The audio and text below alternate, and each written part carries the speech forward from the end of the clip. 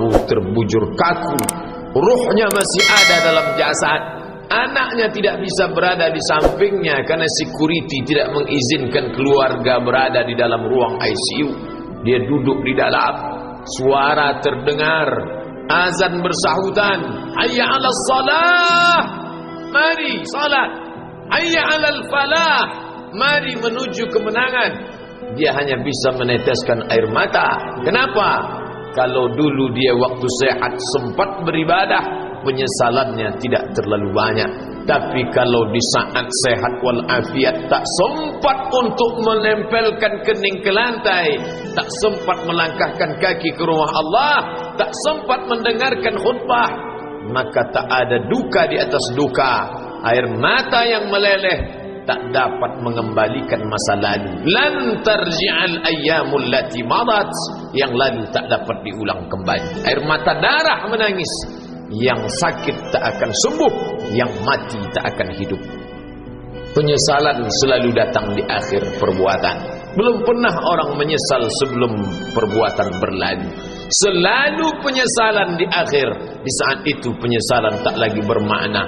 Apa kata mereka ketika melihat azab Allah? Rabbana, hai Tuhan kami, ya Rabb kami, absarna, mata kami sudah melihat azab, wa sami'na, telinga kami sudah mendengar suara tangisan, teriakan, pekikan di dalam neraka. Farji'na, kembalikan kami lagi ke dunia, na'mal salihah, kami ingin beramal saleh, inna muqinun, kami yakin seyakin-yakinnya. Tapi saat itu penyesalan tak lagi bermakna, karena dunia tak mungkin utuh semula, karena sudah menjadi sunnatullah yang lampau tak akan kembali. Idza sama'un fatarat, langit terbelah, wa idzal kawakibun tasarat, planet-planet bertabrakan, wa idzal biharu fujirat, lautan diledakkan, diletupkan, wa idzal quburu bu'asirat, semua yang dikubur dibangkitkan. Alimat nafsum ma qaddamat wa akharat, disitulah orang baru sadar apa yang dulu pernah aku lakukan. Wa qadimna ila ma amilu min amalin, semua amal mereka kami tunjukkan, kami datangkan. Ini amalmu, ini infakmu, ini wakafmu, ini sedekahmu, ini salawatmu, ini bacaan Qur'anmu, ini zikirmu. Tersenyum mata melihat amal. Faman ya'mal mithqala dzarratin khairan yarah. Tapi jangan lupa, apakah yang dosa-dosa itu dilupakan begitu saja? Yang buruk pun akan nampak juga. Faman ya'mal mithqala dzarratin syarran, sebesar ujung rambut, sebesar telapak kaki semut yang hitam, di atas batu yang hitam, di tengah malam yang kelam, di dalam samudra yang gelap, akan ditampakkan juga pada hari itu. Yauma tublas sarair, segala rahasia ditunjukkan, dan mata akan melihat dengan penglihatan yang nyata. Mulut tidak lagi bisa menjawab. Al-yauma nakhtimu ala afwahihim, hari itu mulut kami kunci, karena mulut itu yang dulu pandai mencari-cari alasan, bersilat lidah, maka hari itu lidah dikunci. Wa tukallimuna aydihim, tangan mereka kami buat bicara. Wa tashhadu arjuluhum, kaki bersaksi. Apa yang akan dibicarakan tangan, apa yang akan dipersaksikan kaki? Bima kanu yaksibun, semua yang pernah dilakukan di masa yang lalu. Berapa atasanmu sanggup memberi gaji sehingga begitu enteng kau tinggalkan sholatmu? Apa yang dijanjikan istrimu sehingga begitu enteng kau berikan yang haram? Hanya rayuan sesaat, padahal dia pun akan meninggalkanmu sebelum masa tua tiba. Apa yang dijanjikan anak-anakmu? Ayah, kami akan menjagamu di hari tuamu nanti, maka berikan kami yang kami inginkan. Belikan kami rumah yang besar, belikan kami kendaraan yang mewah. Nanti setelah hari tua kami akan menjagamu, kata mereka. Tapi setelah kita tua, dosa-dosa begitu banyak terkumpul, mereka pun meninggalkan kita di panti jompo yang penuh dengan kesunyian, hening, sepi. Suara cucu tak terdengar menangis, karena mereka pun malu mengakui kita sebagai orang tua. Suapkanlah yang haram ke mulut mereka, berikanlah yang batil ke dalam perut mereka. Itu hanya akan menjadi azab di dunia sebelum hari kiamat tiba. Ish masyita, hiduplah sesuka hatimu. Ish masyita, apa yang mau kau makan, makanlah. Apa yang akan kau bekerjakan, kerjakanlah. Fa innaka mayyit, tapi ingat, kau akan menjadi mayat, kau akan mati. Semua akan diminta pertanggungjawaban di hadapan Allah Subhanahu wa ta'ala. Hari ini orang boleh tertawa, hari ini orang boleh merasa dunia dia yang punya, tapi sampai masanya yang hijau akan berubah menguning, yang kuning akan mati, yang mati akan menjadi debu, yang debu ditiup angin hampa tak bermakna. Lalu apa yang akan dibawa menghadap Allah Subhanahu wa ta'ala? Amal saleh. Kalau pernahlah mulut itu membaca sepotong dua potong ayat sebelum berangkat bekerja, kalau sempatlah masuk ke kamar mandi mengambil air wudu, solat sunat duha sebelum berangkat bekerja, kalau sempatlah ketika duduk dalam suasana santai membuka iPad lalu dibuka Quran digital sambil melihat beberapa ayat merenungkan maknanya, mengingat mati, kalau sempatlah mulut mengucapkan subhanallah wa bihamdihi subhanallahil azim, kalau sempatlah anak istri dibawa ke masjid iktikaf mendengarkan pengajian, kalau sempatlah beberapa persen dari pendapatan itu dilimpahkan ke rumah anak yatim panti jompo masjid, kalau sempatlah beberapa meter tanah dibeli untuk pembebasan mendirikan rumah Allah, kalau sempat memberikan beberapa karpet untuk rumah yang selalu ditinggalkan, kalau sempatlah membelikan beberapa kilo beras untuk yatim piatu dan panti jompo, itu yang akan menolong di hadapan Allah. Adapun rumah besar dengan beberapa semen, dengan beberapa busi yang banyak, semua akan menjadi tinggal kenangan. Mereka akan menjual, membagi-baginya.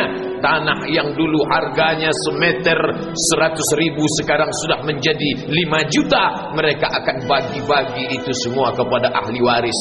Lalu kita hanya membawa 3 helai kain tipis yang tidak berjahit, dan itu semua menjadi milik orang. Kalau dulu mereka kita didik dengan pendidikan yang baik, di tengah malam mereka bangun menetes air matanya, lalu dia berdoa, Rabbighfirli wa liwalidayya warhamhuma kama rabbayani shaghira, seperti tetesan embun di tengah gurun Sahara yang panas. Kalau sempatlah mereka berdoa, Allahumma ighfir lahu warhamhu wa'afihi wa'fu anhu, maka mengalirlah air yang sejuk ke tenggorokan yang kering. Kalau sempatlah mereka membeli makanan, diundangnya anak yatim, diusapnya kepala, ya Allah, terimalah sedekahku ini untuk almarhum ayahku, almarhumah bundaku. Aku tak dapat membalas budi baik mereka, ya Allah, mereka sudah mendahului aku. Maka akan mengalirlah itu sebagai perlipur lara di tengah alam barzakh sementara kiamat tiba. Tapi kalau mereka hanya dididik dengan keduniawian, dididik dengan kemewahan, disumbat mereka dengan materi, tak pernah diingatkan pada mati. Ketika kita mati, mereka pun juga akan mati perasaan ingatannya. Paling celaka lagi, mereka mengingat kita dengan mengantarkan bunga, mereka mengingat kita dengan pakaian hitam, mereka mengingat kita dengan suara musik, mereka mengingat kita dengan memajang foto kita besar-besar di dalam rumah. Dan itu hanya menjadi penghalang rahmat Allah turun, tidak berkesan sedikit pun. Mereka sedang menyangka kalau dinyanyikanlah lagu kesenangan kita, terobat rindu hatinya. Kalau dipajangnya foto kita, dilingkarkannya karangan bunga, puas rindunya. Padahal itu tidak membuat pengaruh apapun kepada kita di alam barzakh. Maka sayang, buatlah sayang yang mengingatkan sesudah mati. Kalau rindu, buatlah kerinduan yang membuat dia akan tetap mengalir sebagai satu amal sesudah kematian. Idza matal insan, kalau manusia mati, inqata'a. Dulu rajin membaca Quran, berhenti. Dulu rajin salat tahajud, berhenti. Dulu rajin menghatamkan segala yang baik-baik, berhenti. Tapi ada yang tetap mengalir. Di antara yang mengalir itu adalah sedekatun jariyah. sempat membelikan beberapa bungkus nasi. Nampak orang tua di panti jompo menyuap nasi itu, menggeletar tangan mereka karena usia lanjut, menetes air mata. Kita bukan sedang melihat orang tua, kita bukan sedang melihat orang lain. Saat itu kita sedang melihat potret diri kita 30 tahun yang akan datang. Di mana aku 30 tahun akan datang? Surga, kenikmatan yang luar biasa, tapi dia tidak akan dimasuki oleh orang yang biasa-biasa. Solat biasa, baca Quran biasa, zikir biasa, untuk mendapatkan yang luar biasa, maka itu bukan perimbangan ibadah yang fair.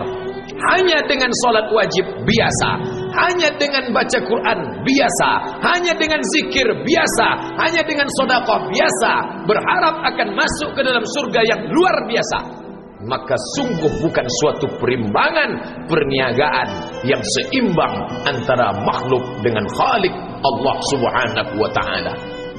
Khutbah Jumat ini kembali mengingat kita, mengajak merenung bersama. Kita ini mau kemana? Di sini untuk apa? Yang kita bawa menghadap Allah itu apa? Apakah nama, jabatan, kebesaran, harta benda ikut menghadap Allah? Tidak. Dia akan tinggal menjadi puing-puing kenangan. Yang akan dibawa adalah amal saleh. Makanya kita selalu berdoa selesai wudu, Allahumma ja'alni minat tawabin waj'alni minal mutatahhirin. Ditutup dengan waj'alni min ibadikas salihin. Karena orang yang soleh lah yang selamat dari kerugian, yang lain rugi. Innal insan, semua manusia lafi khusrin, rugi. Yang kaya rugi, yang punya kuasa rugi, yang ganteng rugi, yang punya anak rugi, yang punya istri rugi.